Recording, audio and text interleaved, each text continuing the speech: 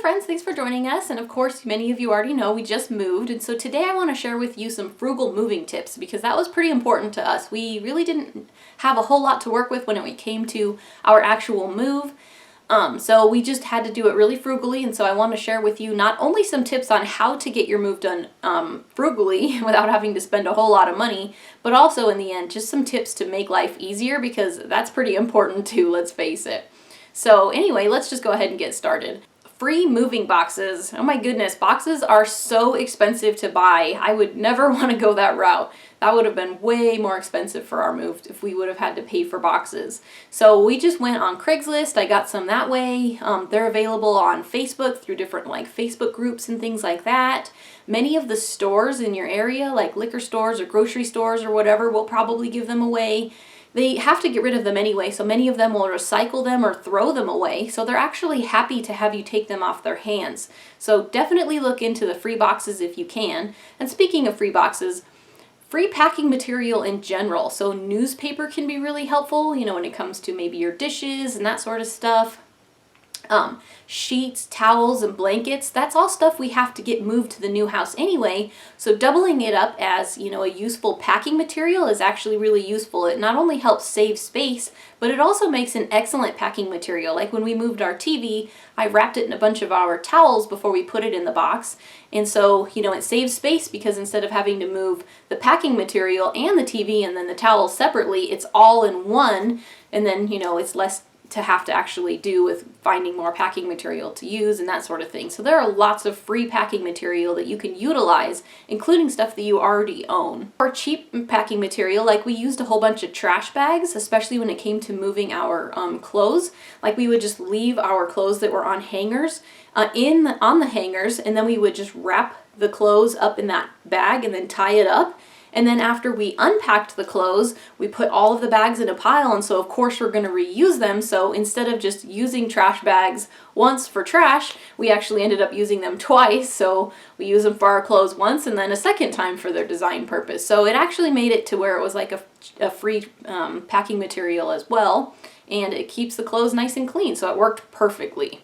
Even reusable grocery bags and things like that, those are really useful. You can move a lot of stuff in those. Laundry baskets, very sturdy laundry baskets tend to be.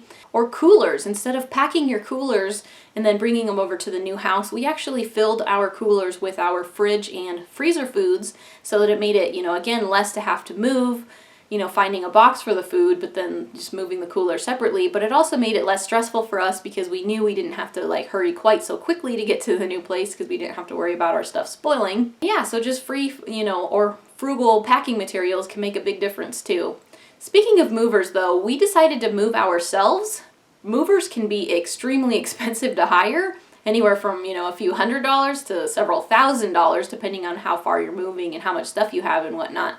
But we just decided to move ourselves, and so for the cost of some pizza for lunch, we were actually able to get both of my brothers and some of their family members, to help us move, and so that definitely made a difference. So if you can utilize friends or family members, and then entice them with some free lunch or something like that, that would certainly make it better and, easier and a whole lot cheaper than hiring movers. Or if you have access to people who have maybe a truck or a trailer, that would make it to where you don't have to rent a truck. Unfortunately, I didn't have access to a truck or trailer, but still renting a truck, even just for the one day that we did, was substantially cheaper than hiring movers. I would definitely recommend that you organize as you're packing. This actually does save money because when you get to the new place and you're looking for something, you swear you have toilet paper, you don't want to go buy more, but you just can't find it. So it will save you money if you're organizing as you're packing, and it will make it easier when you move to get the stuff put in the right places. And so, yeah, it will ultimately save money because then you won't have to overbuy things that you already have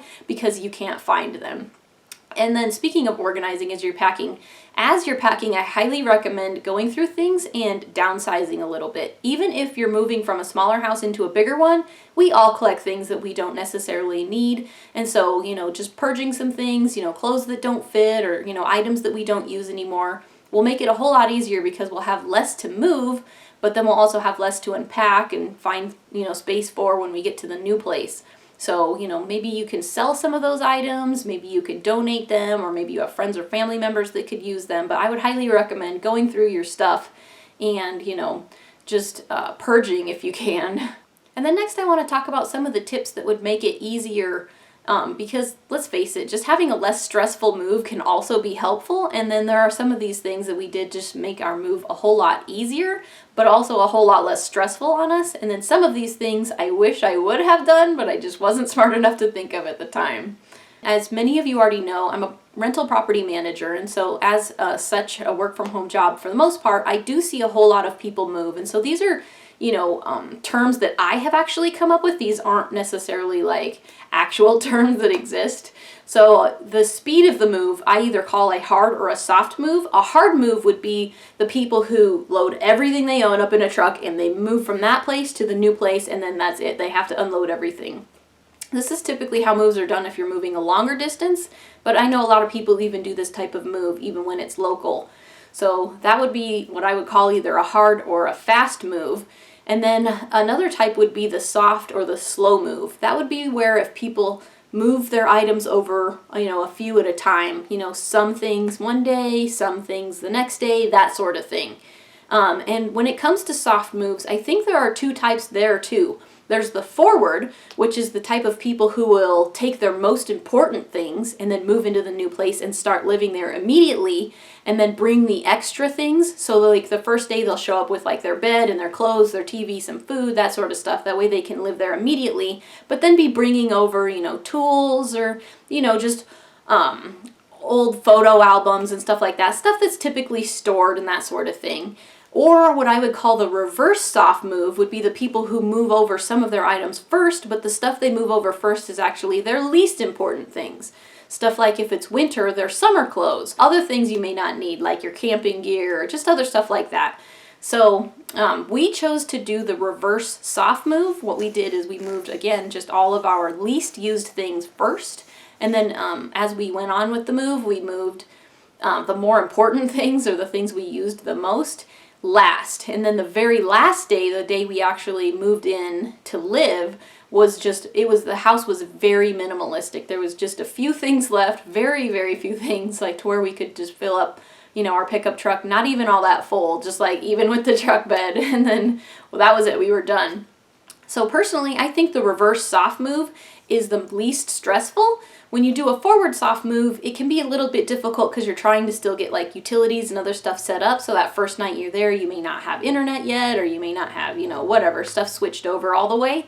Whereas the reverse soft move gives you more of a chance to get all of that stuff in line. You have your trash can or your trash service set up. You have all your internet service set up and all that. But I also found that this was a whole lot easier on my pets. So when we showed up with our cats, we had basically everything here. So when we let them out of their crates, they were just like looking around and they see, our bed with our regular bedspread, our couch with the, all the smells it probably usually has. Familiar stuff was here. So even though it was a different house, everything inside of it was still familiar, which I think made them a whole lot more calm. So yes, I think that this is the least stressful way to move. If you have the ability to, I would highly recommend, if you can, a reverse soft move. And I also recommend packing things over time. So we knew we were going to be moving about 4 to 6 weeks out, so immediately we started packing the least used items instead of having a whole house to pack all at once.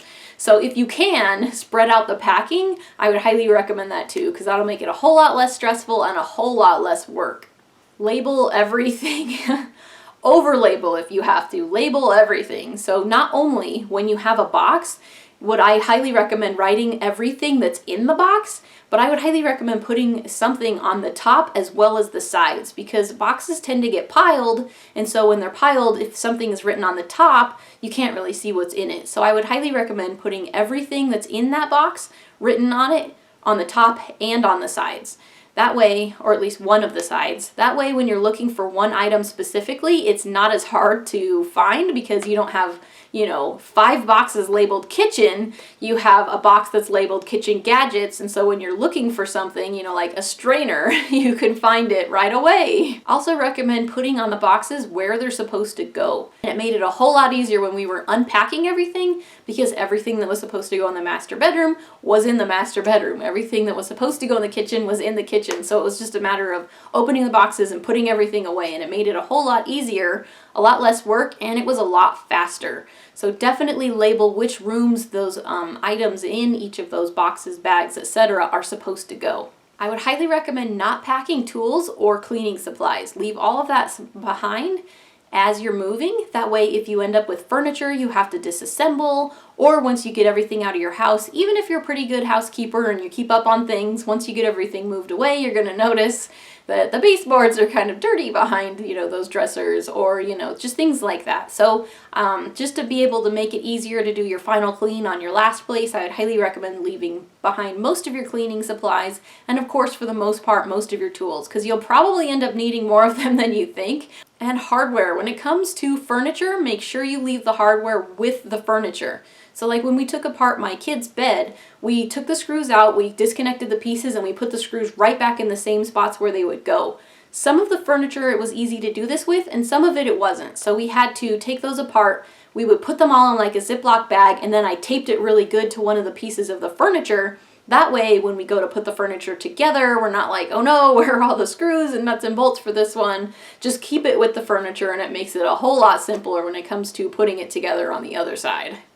I would highly recommend also having some basic stuff ready. What we used was what I would call the backpack method. What we did is we just had every family member pack a backpack full of stuff as though we were going on a trip. So what stuff would you need if you were going on a little weekend trip? Your toothbrush and your toothpaste and your hairbrush, just the basic stuff like that. And then we had it all in a backpack. That way we could clear out pretty much everything else, move everything, but we still had our essential stuff easy to find in one location. So we had a backpack full of each person's, items that they would use all the time, but then I also had a box of stuff that, isn't necessarily person specific, but gets used a lot as well. So we had a box of like toilet paper and hand towels for the bathrooms and soap and stuff like that, so that when we get to the new house, we could just set all of that up right away. That way it's all working, so that when people are moving things in, if somebody needs to use the bathroom, they can, that sort of thing. So having like a box of essentials and items that we use, the most, plus the backpacks, made our move a whole lot easier without everybody having to freak out about where their stuff was. And the last thing I wish I would have done that we didn't actually do was to set up shelving first. So I have a fair amount of stuff that we keep stored until it's, a specific purpose has arisen. So we have like camping gear or like a fair amount of tools, that sort of stuff. We don't necessarily use them all the time, but it does get stored in between its uses. So what we did is we ended up having everybody just throw all the camping gear in the corner of the garage where all of it is going to go. And then later on, I had to set up shelving for all of that camping gear to go on. Well, because we didn't set up the shelving first, there was tons of stuff all over the whole floor of the garage. And then when I tried to organize it, it was hard to find spaces to move the stuff away from the walls so that I could set up the shelving and then get everything put up on those shelves. So it would have been a whole lot easier. And the one thing I wish I would have done differently that would have made our lives a whole lot easier is if we would have just gotten to the new place, set up all the shelving, and then as we were unloading stuff off of the truck, if it's camping gear, you just set it on the camping gear shelf. If it's a tool, you set it on the tool shelf, that sort of thing. So having the storage solutions in place first and then unloading those items directly onto, the areas where they're supposed to go would have made our lives a whole lot easier. So hopefully these tips were helpful to you. I'm Frugal Green Girl. Thanks for watching, and we'll see you next time.